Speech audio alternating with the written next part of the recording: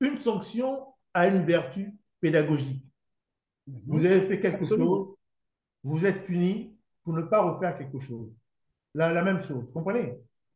Mais si on vous punit parce que vous êtes noir, ben, toute votre vie, on va vous punir. Hein. Moi, je ne vais pas changer de couleur de peau.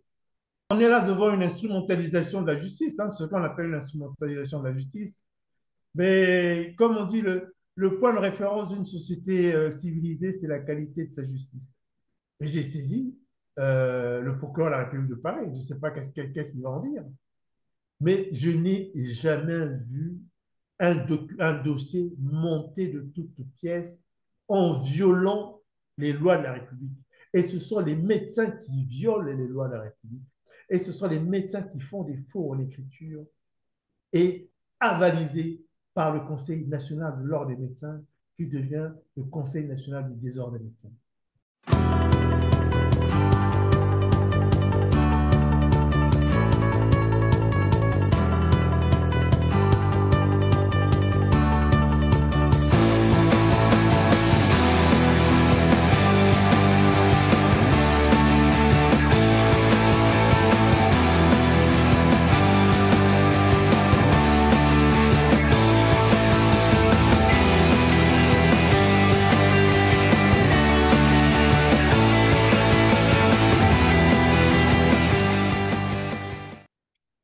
Mesdames, Mesdemoiselles, Messieurs, bonjour. Nous nous retrouvons aujourd'hui à Perspective et Prospective, le Congo, la Renaissance.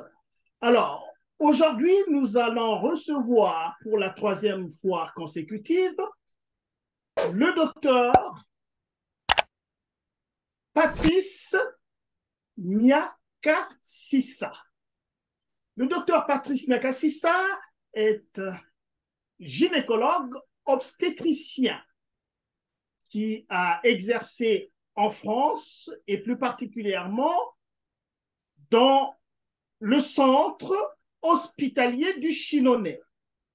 La première fois que nous nous sommes retrouvés à cette antenne, le docteur Nyakasissa faisait état d'un contentieux qu'il a eu avec le centre hospitalier du Chinonais. Certains d'entre vous ont dû suivre cette émission, qui est d'ailleurs présente sur la toile. La deuxième fois, le docteur Biakassissa est encore venu à notre antenne dans la suite de la première émission pour mettre en évidence le lien cette fois-ci avec le Conseil national de l'ordre des médecins de France. L'affaire a été portée à ce niveau-là. Aujourd'hui, toujours dans la suite, n'est-ce pas, de ce que nous avons échangé, le docteur Nyakasissa vient avec une autre problématique assez grave, pour ne pas le mentionner. Le docteur Nyakasissa parle du faux en écriture. Parce qu'à partir de ce contentieux-là, bien évidemment, il y a beaucoup de choses qui se disent et il y a d'autres choses qui se réfutent. Monsieur Nyakasissa a versé, n'est-ce pas, à cette affaire, un ensemble de documents, dûment paraffés. Des documents qui font essence, n'est-ce pas, de ce contentieux-là. Et il découvre finalement que des professeurs et des docteurs en médecine de France, en complicité avec le Conseil national de l'ordre des médecins de France, ont tout fait pour entraver la manifestation de la vérité, par l'usage, n'est-ce pas, des faux documents, bien entendu. Et de ce fait, il viole les lois de la République française, s'adonnant à une sorte, il va l'expliquer lui-même, à une sorte d'escroquerie au jugement. Ce sont les mots du docteur Nyakasissa. Il aura le loisir de revenir là-dessus.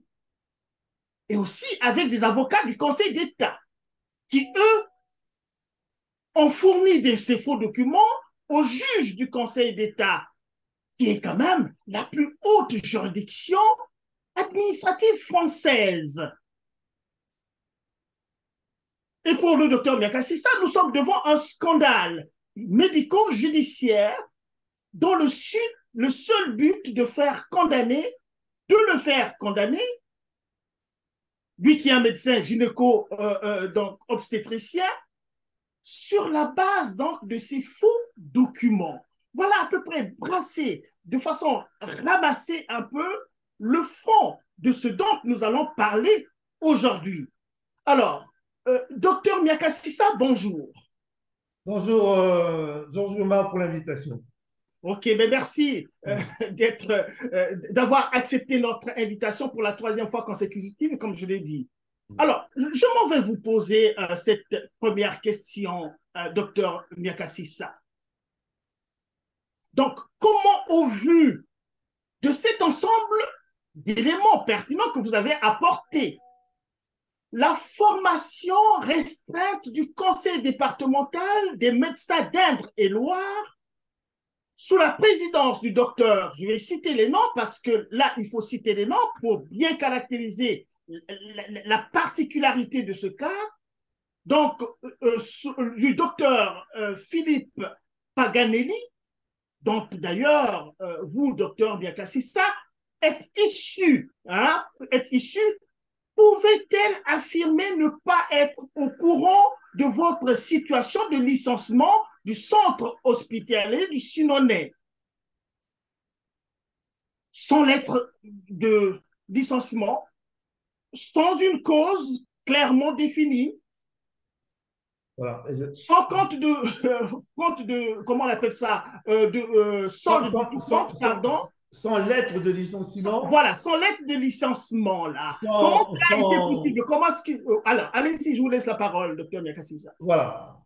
Donc, le problème, il est là. Donc, j'ai été licencié par le centre hospitalier du Chinonais depuis janvier 2009. Oui. Ils ont dissimulé parce que je n'ai jamais eu de lettre de licenciement, de solde de tout compte, ni de lettre de Pôle emploi me permettant d'aller faire autre chose. Parce qu'ils n'avaient pas le droit de le faire. Mais ils l'ont camouflé en cherchant des arguties juridiques en disant qu'il y avait absence de service fait. Mais c'est l'URSSAF et la Gendarmerie nationale de France qui disent que le docteur Miakasissa a été licencié depuis janvier 2009. Toute l'année 2009, le centre hospitalier du Chinonais me paye avec des faux bulletins de paye. C'est mon propre argent, mes RTT, mon compte épargne qui vont chercher pour me le donner comme salaire. Donc, avec cet argent, je n'ai pas droit à la retraite, puisque ce sont des faux bulletins de paye.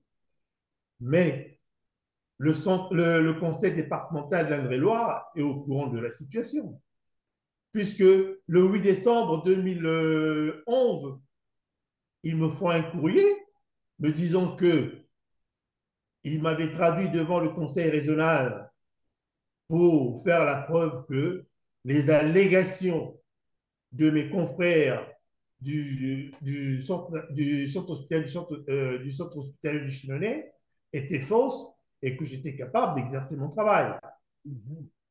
Bon, mais depuis 2011, quand je passe devant la juge d'instruction, c'est là où ça devient grave. La juge d'instruction, c'est une dame, Madame Anne-Flore Bouvard. C'est elle qui met en lumière le licenciement parce qu'elle consulte l'URSSAF et la gendarmerie. On lui dit, mais ce monsieur est licencié par le centre hospitalier du Chili.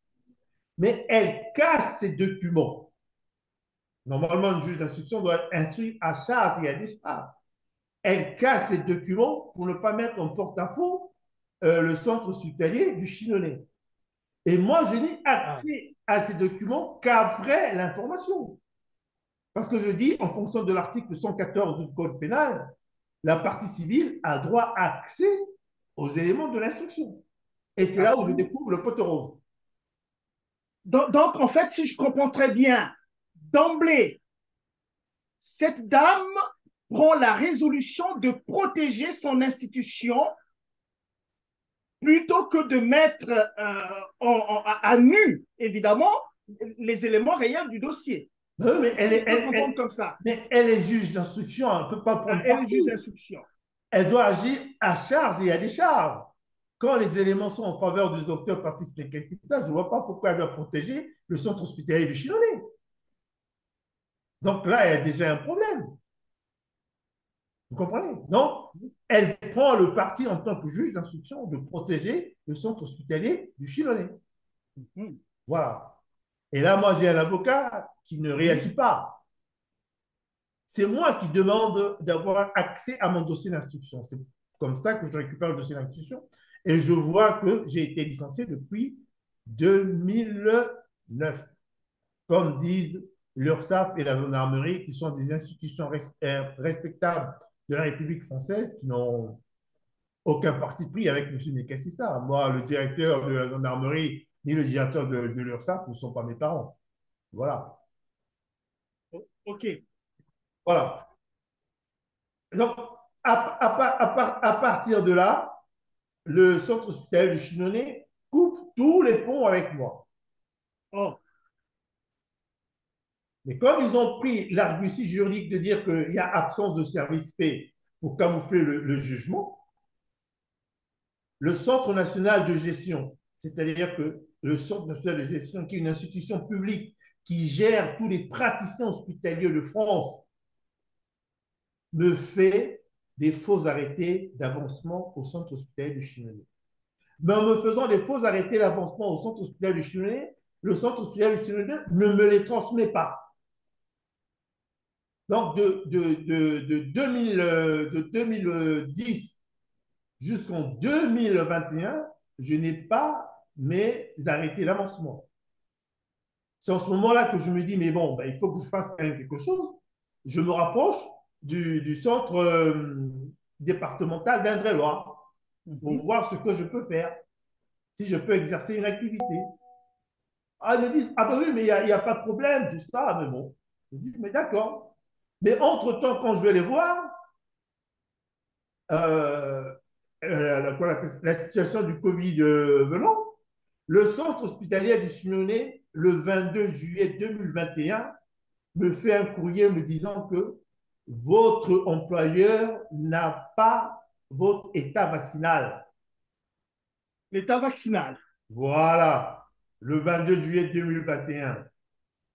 Donc, ça veut dire que je fais toujours partie du centre hospitalier du Chinonais, même si ce courrier est un faux, puisque j'ai été déjà licencié.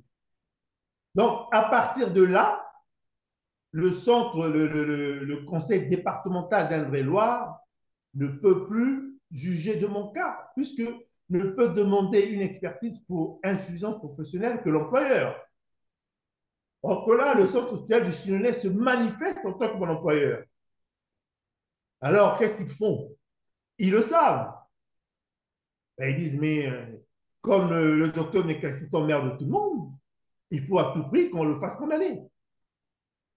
Vous comprenez? Okay. Alors, docteur Nyakassissa, mais ce qui est central quand même dans cette émission et qui a du mal même à passer dans mon esprit, c'est ce faux et usage de faux là. Comment est-ce que les professeurs Franck Perrotin et Henri Marais, de même que le docteur Cyril Paraguay, qui sont tous des obstétriciens, des gynécologues obstétriciens, comment ont-ils quand même à ce niveau-là pu faire dans la fraude, dans ces documents faux là? C'est ça que je ne comprends pas là. Comment est-ce qu'on a pu instruire toute une affaire et durer jusqu'à plus d'une dizaine d'années quand même, hein, et puis bon, tout en sachant que ce sont des faux documents. C'est là où je n'arrive pas à comprendre, moi. Mais effectivement, mais ils sont pris parce que ils ne peuvent plus me poursuivre puisque la directrice, la madame docteur Ozus du centre hospitalier du Chinonais me dit que tu fais partie du centre hospitalier du Chinonais. Mais eux, il faut qu'ils trouvent un motif. Premièrement, ils commencent le centre départemental de l'Indre-et-Loire, auquel je fais partie, commence à dire que ils ne sont pas au courant de ma situation. Les Mhm. documents prouvent qu'ils ont tous été au courant de ma situation. La preuve en est qu'il m'avait fait un courrier le 8 octobre 2011 me disant que j'avais raison, les allégations du centre hospitalier du Chilonnet étaient fausses. Ça, c'est le un. De deux, ils disent que ça faisait 10 ans que je n'exerçais plus. Ça ne faisait pas 10 ans, ça faisait plus de 10 ans. Et de trois, ils violent l'esprit même de notre métier du secret médical en Mhm. disant que le docteur Nyakassa exerce la médecine sur sa mère, Ah, ce qui est purement scandaleux parce que euh, c'est la base même de notre métier, puisqu'on dit il n'y a pas de soins sans confidence, il n'y a pas de confidence sans confiance, il n'y a pas de confiance sans secret. C'est-à-dire que tout ce qu'un médecin entend, voit, suppose, ne peut pas le répéter. L'écrire sur un document a été carrément une violation de l'essence même du secret médical. Et ma mère s'est oui. fondue d'un courrier en leur disant que mon fils n'a jamais été mon gynécologue. Son gynécologue, c'est un professeur parisien. Elle a donné les références. Vous voyez. Donc là, Mais qu'est-ce on qui rentre a même dans motivé? la. Qu'est-ce qui a motivé là? Mais Franchement, c'est même injurieux, c'est mais c'est insultant de mais c'est dire de que la vous pratiquez la médecine sur votre mère. Quelle mais était c'est l'intention derrière ça là? c'est de la diffamation. C'est de la diffamation. Ils veulent vous salir. Mais en salissant, en me salissant, ils violent même ce qui fait l'essence de notre métier, le secret Mhm. médical. Même si ce qu'ils disent est faux. C'est ça. Ils veulent salir. Et ils disent même que le docteur Mekatissa a plusieurs affaires judiciaires. Mais je n'ai jamais eu beaucoup d'affaires judiciaires. Je me battais seulement pour faire triompher mes droits. Voilà. Mais Et, et j'ai là, tendance à vous poser cette question, docteur Miakassissa, oui, parce que j'ai l'impression que vous débattez seul. Vous vous débattez seul. Et en tout temps, vous avez parlé d'un avocat. Comment est-ce que c'est vous qui avez choisi cet avocat ou bien cet avocat, vous avez été commis d'office? Je ne sais rien là. non, non, Qu'est-ce qu'il fait votre avocat? Comment mais, est-ce qu'il prend votre mais, affaire? Comment mais, il vous défend là mais dans cette c'est moi qui choisis l'avocat. Mais bon, j'ai l'impression que l'avocat ne fait rien. Pourquoi? Parce que le conseil départemental de l'ordre d'Indre-et-Loire transmet le dossier au conseil régional le 28 septembre 2021 pour que je puisse avoir une activité. Mais il faut notifier pourquoi. Mais comme l'insuffisance professionnelle ne tient pas, puisqu'ils ne sont pas mes employeurs, il faut trouver un autre litige. C'est là où va intervenir le faux litige. Mais il y a un article, il y a l'article R 4124-3 et 5 du code de santé publique de qui santé dit publique, oui. à partir du moment où le conseil régional est saisi, ils ont 2 mois pour juger de l'affaire. Au bout de 2 mois, il faut qu'ils transmettent le dossier au conseil national. Ils Mhm. avaient été saisis le 28, le 29 septembre 2021. Donc, au plus tard, le 29 novembre 2021, ils devaient transmettre le dossier au Conseil national. Au Mais Conseil national. comme ils n'avaient aucun motif pour le transmettre, il fallait réfléchir. Donc, c'est là où interviennent le professeur Franck Perrotin, gynécologue obstétricien au centre hospitalier du Chidonné, qui est le chef de service. Il est en Mhm. même temps le chef de service au centre hospitalier régional de Tours. Le professeur Henri Marais, qui est vice-doyen de la faculté de médecine de Tours, Mhm. et le docteur Cyril Faraghi, qui est gynécologue obstétricien, pour faire le plus gros faux rapport d'expertise médicale et grossier à connotation raciste. Je le dis. Parce que la première phrase commence par un faux.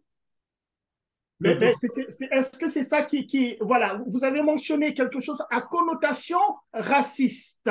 quand les gens écoutent ça, ils ont besoin d'une explication là-dedans. Est-ce que, mais oui, qu'est-ce qui peut expliquer que les Franck Perrotin et Henri Marie, nous avons été formés ensemble, puissent faire un faux en écriture? mais c'est pas parce que vous êtes noir quand même. C'est peut-être parce Mais que non, mais, oui, mais moi, je veux comprendre. Est-ce que vous avez une explication? non, non, non, mais on veut savoir, avec les gens qui nous suivent là, aimeraient bien savoir Mais parce oui, que, mais pourquoi ces gens avec lesquels j'ai été en formation peuvent se permettre de faire des faux en écriture? C'est puni par la loi parce qu'ils sont dans une mission de service public. Quand ah vous oui, faites un absolument. faux dans une mission de service public qui concourt à la manifestation de la vérité, parce qu'il faut savoir que nous sommes dans une procédure civile. Dans une procédure civile, il n'y a pas de juge. Donc, vous êtes expert. Mais quand vous êtes expert, vous devez concourir à quoi? À la manifestation de la vérité. Vous ne devez pas écrire tout et n'importe quoi. Vous dites que le docteur Mekasissa, depuis 2008, s'est désinscrit du Conseil national de l'ordre des médecins. Le docteur Mekasissa est inscrit au Conseil de l'ordre des médecins depuis le 15 octobre 1999 jusqu'à ce jour. Là, je viens d'avoir ma carte de 2023. Il demande une réinscription. Mais où est le dossier? Le docteur Mekasissa a arrêté la médecine en France en 2008. Le Centre national de gestion leur dit, mais non, on l'a toujours envoyé dans au centre hospitalier de Chinonais, là où le professeur Perrotin est chef de service. Vous savez, il y a un problème. Vous êtes chef de service et vous ne savez pas que je fais partie de votre service. Et quatrième gros mensonge, depuis 2017, le docteur Mekasissa, tous les ans, il va au Congo-Brazzaville faire la gynécologie obstétrique. Bon, les gens savent que je suis un activiste politique. Je ne peux pas aller au Congo-Brazzaville. La dernière fois que je suis rentré du Congo-Brazzaville, c'était le 17 septembre 2013. Mais comment quelqu'un peut écrire dans un document officiel depuis 2017 toutes les vacances, il va au Congo-Brazzaville faire les vacations de gynécologie obstétrique? C'était tellement grossier, c'est tellement enfantin que c'est grave que ce soit les professeurs de médecine de France qui écrivent ça, que ce sont mes confrères, on a été formés ensemble. Mais c'est enfantin. Donc, il fallait trouver un litige pour traduire le docteur Mekessa devant le Conseil national de l'ordre des médecins. Mais le litige était un faux. Vous comprenez? Mais en plus, le litige est faux. Pourquoi? Parce que il est fait comment on appelle ça, le 17 février, c'est-à-dire au-delà de 2 mois que le conseil régional avait pour me traduire devant comment on appelle ça, le conseil national de l'ordre des médecins. Donc, c'est ce qu'on appelle, il y a forclusion. Si aujourd'hui on vous dit que vous devez faire appel dans 2 jours, ce ne sera pas 3 jours, ce ne sera pas 4 jours, c'est 2 jours. Donc, le conseil régional, ayant reçu le document le 29 septembre 2021, devait au plus tard transmettre le dossier au Conseil national de l'ordre le 29 novembre 2021. Il en transmis le 9 mars 2022 en disant le délai de 2 mois étant écoulé. Et c'était un faux en écriture. Fait par le docteur Patrick Petit. Voilà, le docteur Patrick Petit, de la fameuse formation restreinte des conseils nationaux de l'ordre des Non, médecins. du conseil régional. Du conseil Ah, le conseil régional. régional, hein, régional, pas national, mais régional. Il faut savoir que dans cette formation restreinte-là, il y a des médecins qui siègent à l'intérieur. Mais comment est-ce qu'ils prennent la latitude? Ils violent l'article R 4124-3-5 qui dit si le conseil régional ou interrégional n'a pas pu statuer dans les 2 mois à compter de la réception de la demande dont il est saisi, l'affaire est portée devant le Conseil national de l'ordre des médecins.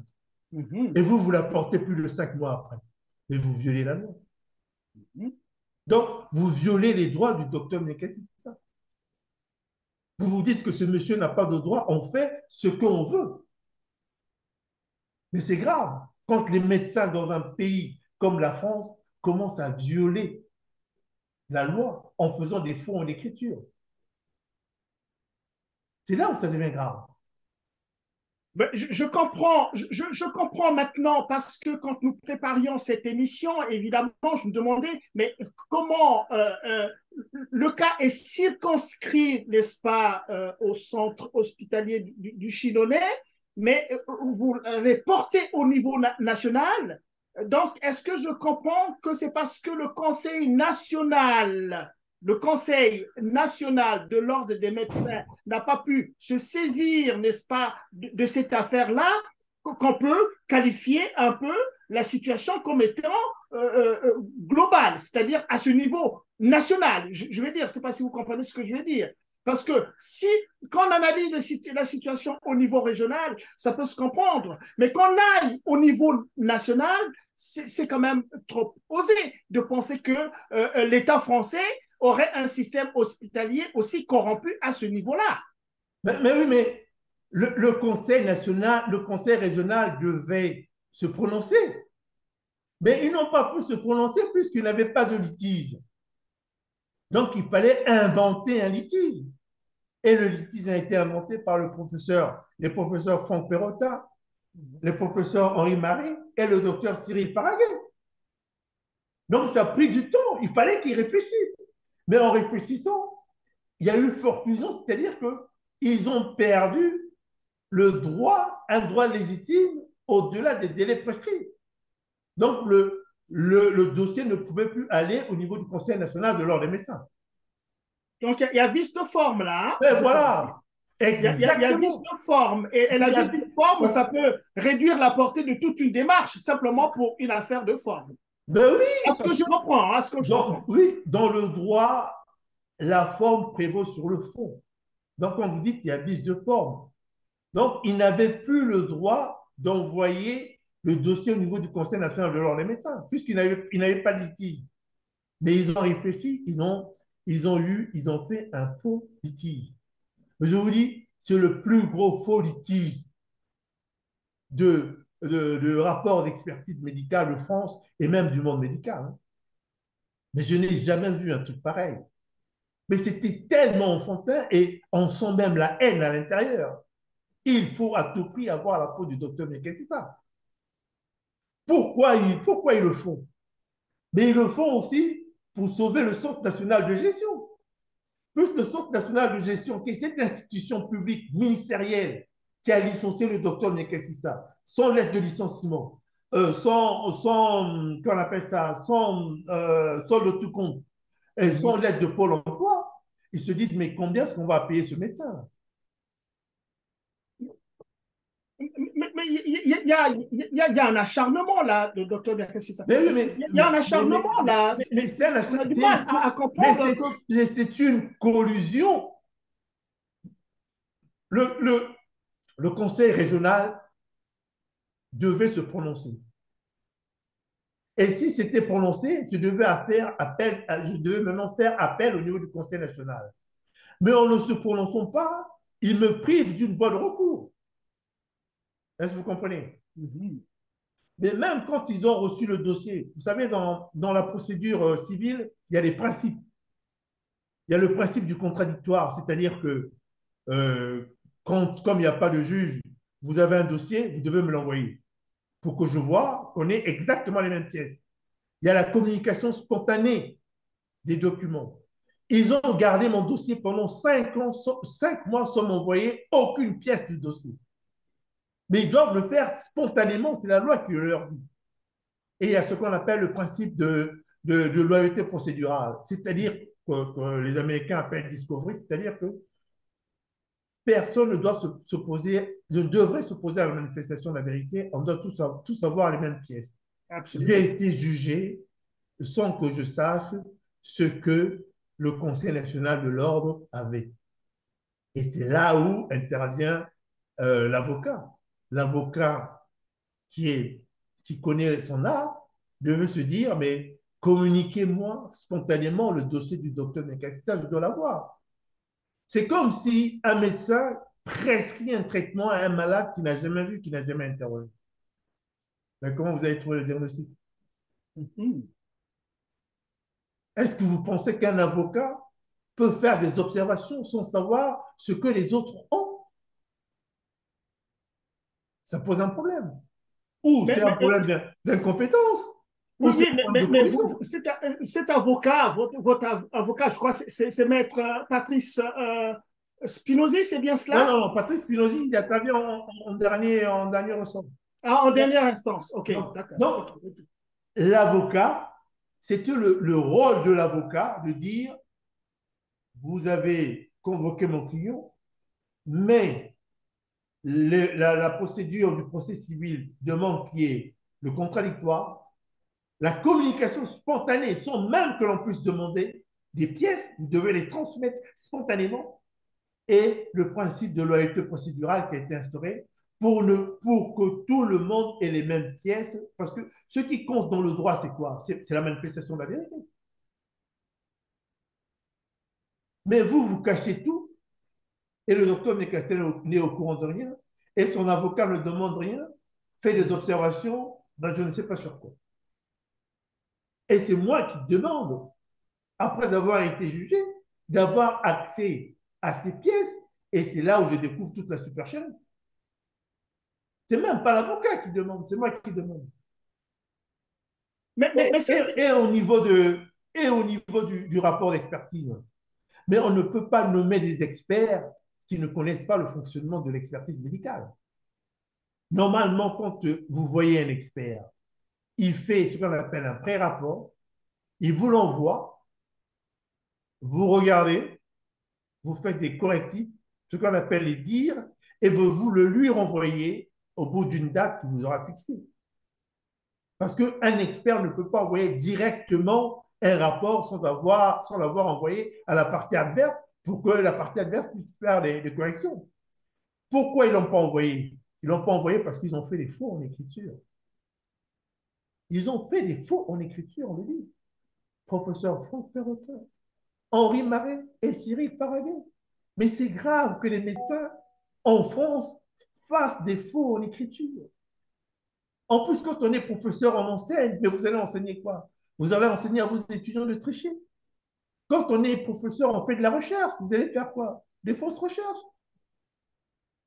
Mais, docteur Nyakasissa, moi, ce qui m'étonne quand même, si le problème est arrivé au Conseil national de l'ordre des médecins et que malgré cette batterie, n'est-ce pas, de pièces à conviction que vous apportez pour justifier, n'est-ce pas, de ce faux et ces écritures, font l'écriture, Oui. et que l'Ordre national des médecins ne bouge pas pour essayer de prendre à bras le corps, ben, j'en suis en tant que novice, je me demande à quel sein est-ce que vous pouvez vous vouer Mais, encore mais, si mais, l'Ordre mais, mais, national ne peut pas bouger. il y a une collusion. Normalement, à partir du moment où il y a forclusion, le Conseil national de l'ordre des médecins devait se dire, je ne peux plus me saisir du dossier, puisque les médecins ne sont pas au-dessus des lois. Il y a des lois dans ce pays. On vous dit 2 mois, mais vous envoyez le dossier au bout de 5 mois. Ils peuvent vous dire, non, non, c'est plus possible, puisque vous avez dépassé la date. Mais le Conseil de l'ordre, la formation restreinte du Conseil national de l'ordre des médecins, présidé par le docteur Jean-Marc Brasseur, qui avait un peu ce jour-là un sourire ironique, mais il a pris le dossier. Mais en prenant le dossier, il fait un faux, puisqu'il n'a pas le droit, il n'a plus le droit de se saisir du dossier, mais il fait un faux et usage de faux. Non seulement en prenant un dossier sur lequel il y a eu forclusion, qui est au-delà de la date prévue par le droit, ils le disent bien, c'est dans les 2 mois qu'ils doivent le transmettre. Ils l'ont transmis 5 mois après. Et deuxièmement, ils font le faux du rapport d'expertise des professeurs Perrotin, Franck Perrotin, Henri Marais et Cyril Farragut. Vous savez quoi? Le Conseil national de l'ordre des médecins n'avait qu'à appuyer un bouton pour demander les cotisations du docteur Nekassa et ils se seront rendus compte que depuis le 19 octobre 1999, le docteur Mekassa a toujours été à jour de ses cotisations. Ouais. Donc, il y a une forme de collusion entre le conseil départemental, le conseil régional et le conseil national pour aboutir à une escroquerie au jugement. Et en plus, ils transmettent des faux documents aux avocats. Ah Les oui, avocats doivent vérifier la véracité des documents. en principe, oui, oui. Mais si les avocats transmettent des faux documents au juge pour tromper la religion du juge, ils participent à une escroquerie au jugement. C'est une escroquerie au jugement. Mais ça se voit où? Ça se voit en France. Mais on n'a pas le droit d'accepter que le Conseil national de l'ordre des médecins, moi je fais partie du Conseil national de l'ordre des médecins, je me rappelle ce jour-là devant monsieur, le docteur Jean-Marc Brasseur, vice-président de la formation restreinte. Il y avait des gens qui faisaient du droit qui étaient là. Bon. Mais je lui ai dit que j'arrête. Parce que j'avais 61 ans, je dis j'arrête. J'ai envie de prendre ma retraite. Vous savez ce qu'il écrit?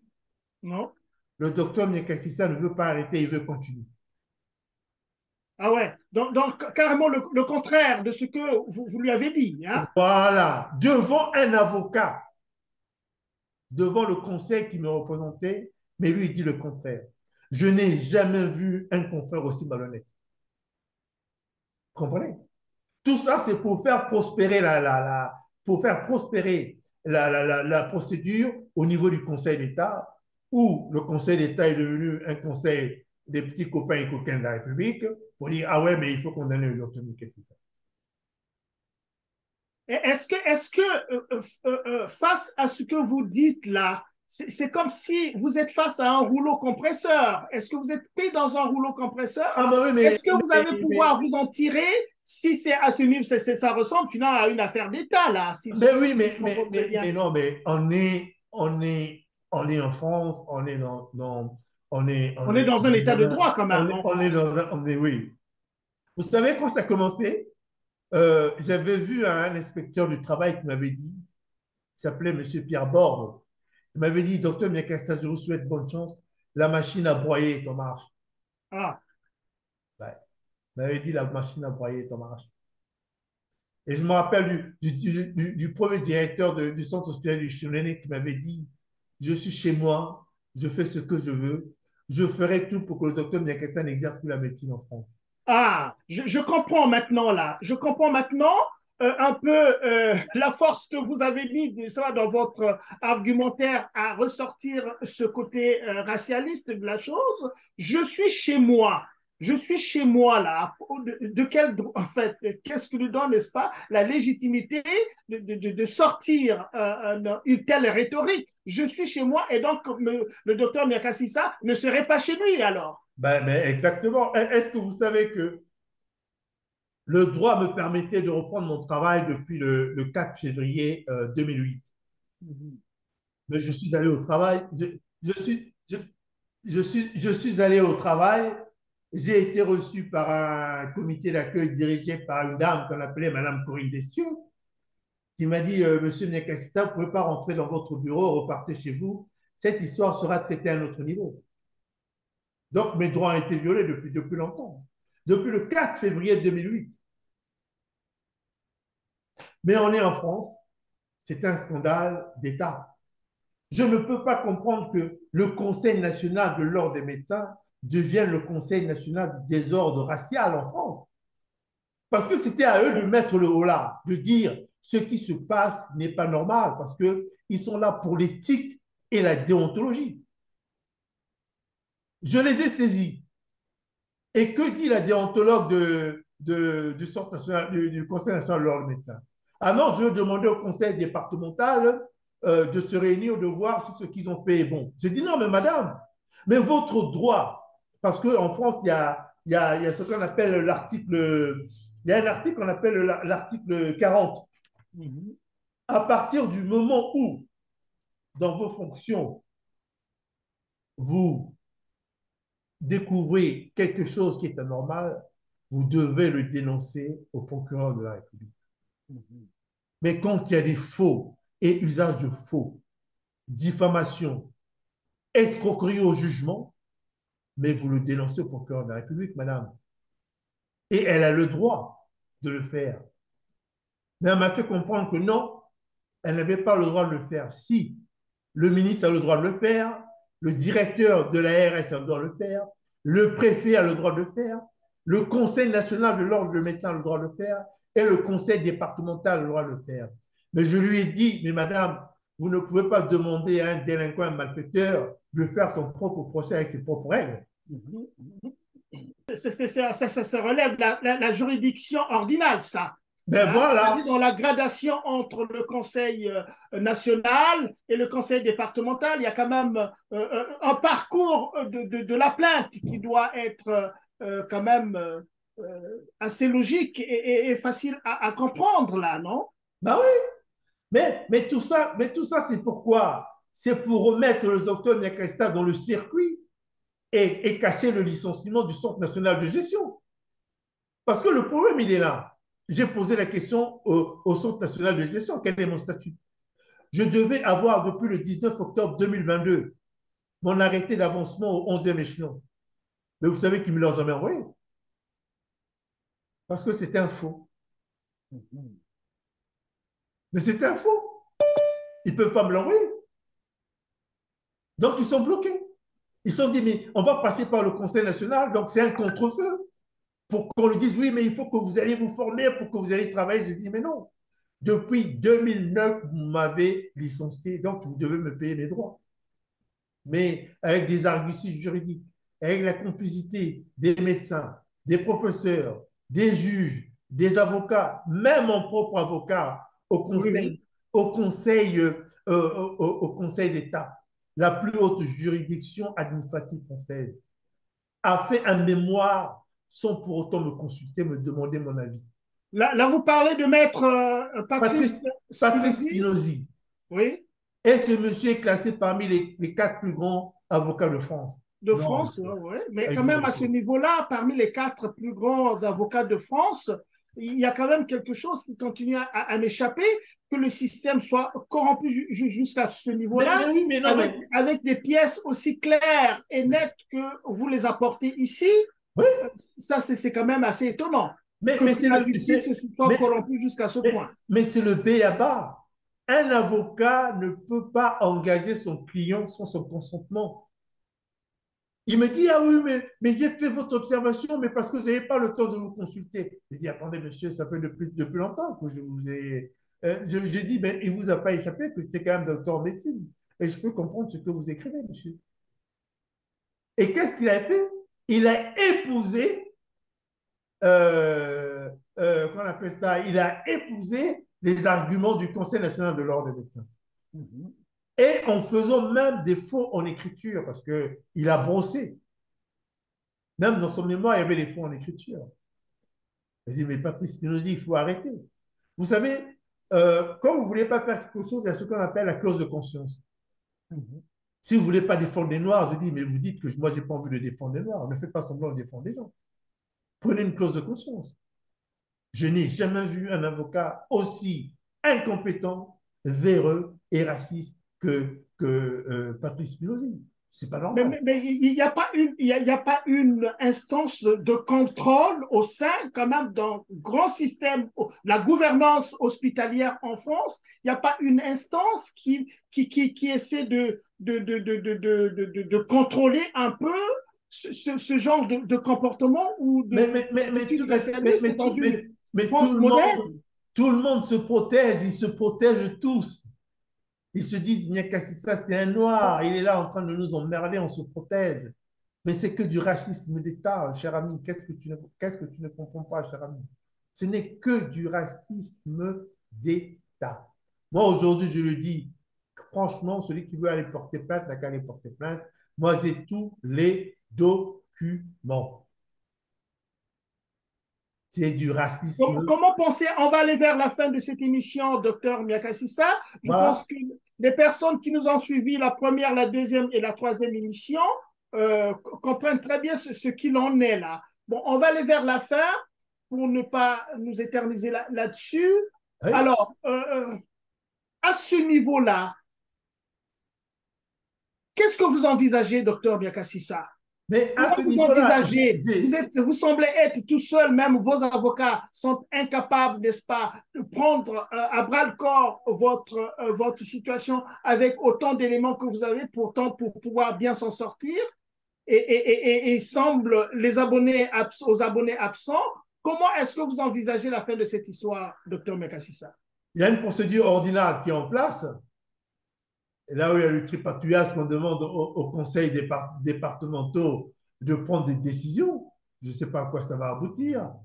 Et j'ai saisi le procureur de la République de Paris. Parce que là, on est maintenant dans une procédure purement pénale, puisqu'il s'agit du faux en écriture, faux et usage de faux, tentative d'escroquerie en bande organisée, parce qu'ils ont transmis des faux documents au niveau du Conseil d'État en trompant la religion du juge. Et j'ai saisi le procureur de la République de Paris. Je ne sais pas qu'est-ce qu'il va en dire. Mais je n'ai jamais vu un dossier monté de toutes pièces en violant les lois de la République. Et ce sont les médecins qui violent les lois de la République. Et ce sont les médecins qui font des faux en écriture et avalisés par le Conseil national de l'ordre des médecins qui devient le Conseil national du désordre des médecins. Hein? Comme on dit, la santé est un état de bien-être, un état complet de bien-être mental, physique et social, et non pas seulement une absence de maladie ou d'infirmité. Mais socialement, ça fait depuis 15 ans qu'il me met dans cette situation. Même me Mais, donner la lettre de licenciement, ils sont incapables de le faire. Et c'est fait par des médecins, c'est fait par les conseils départementaux, un conseil départemental, un conseil général et un conseil national. Parce que le docteur Jean-Marc Brasseur, il est vice-président de la formation récente du Conseil national de l'ordre des médecins. Donc, il aurait dû vérifier la conformité de la procédure. Mais ce qu'il n'a pas fait, il a balisé cette procédure. Et il ne m'a même pas transmis spontanément les documents. Je lui ai demandé après. Mais non, on est dans quel pays là? Quand on dit que le Congo-Brazzaville est une dictature, c'est parce que la loi n'est pas respectée. On peut dire que la France est un pays raciste parce que la loi n'est pas respectée. Que l'on vienne me dire le contraire. Si le docteur... Vous savez, je vais vous dire une chose. Une sanction a une vertu pédagogique. Vous avez fait quelque absolument. chose, vous êtes puni pour ne pas refaire quelque chose. La même chose, vous comprenez? Mais si on vous punit parce que vous êtes noir, ben toute votre vie, on va vous punir. Hein. Moi, je ne vais pas changer de couleur de peau. Ben, merci beaucoup, docteur Miakasissa, d'avoir été à notre plateau pour continuer un peu la réflexion autour de ce cas, Alors, nous invitons les personnes concernées, s'ils nous écoutent, évidemment, de revenir sur ce cas, parce que quand même, avec des éléments probants que vous avez apportés ici, c'est quand même étonnant de voir que des institutions, des instances, que ce soit au niveau régional ou au niveau national, continuent à observer, n'est-ce pas, ce silence par rapport à votre situation. Ben, merci encore à toutes les personnes qui nous ont suivis. Le secteur médical est un secteur très sensible. C'est là où, n'est-ce pas, on soigne les gens. Et c'est là aussi où le fameux serment d'Hippocrate devait être observé. Et nous avons comme l'impression que ce secteur-là est aussi banalisé finalement. Et quand on observe un peu ce genre de situation, c'est assez lamentable. Et nous invitons sincèrement les uns et les autres, les unes et les autres qui évoluent, n'est-ce pas, dans ce secteur de pointe qui est la santé, de réagir à la situation du docteur Miakasissa, d'apporter des éléments contraires par rapport au discours qui était celui de M. Miakasissa, d'apporter des éléments contraires pour démontrer que M. Miakasissa a tort de dire ce qu'il a dit. Si, évidemment, le système ne réagit pas, on aurait tendance à accorder du crédit à ce que dit M. Miakasissa, que le système hospitalier en France est gangréné et racialiste jusqu'au très haut niveau, puisque le Conseil national de l'ordre des médecins n'a pas apporté de la façon la plus probante, n'est-ce pas, des éléments de preuve sur cette situation. On est là Merci de devant, m'avoir suivi. Et puis, oui, allez-y pour le dernier on mot. est là on est là devant une instrumentalisation de la justice, hein, ce qu'on appelle une instrumentalisation de la justice. Mais comme on dit, le point de référence d'une société civilisée, c'est la qualité de sa justice. Je pense, absolument. C'est l'élément essentiel, Voilà. évidemment. Donc, si la justice française c'est celle-là, ben, on est dans une république bananière. C'est dit par le docteur Miakasissa et merci et à la prochaine.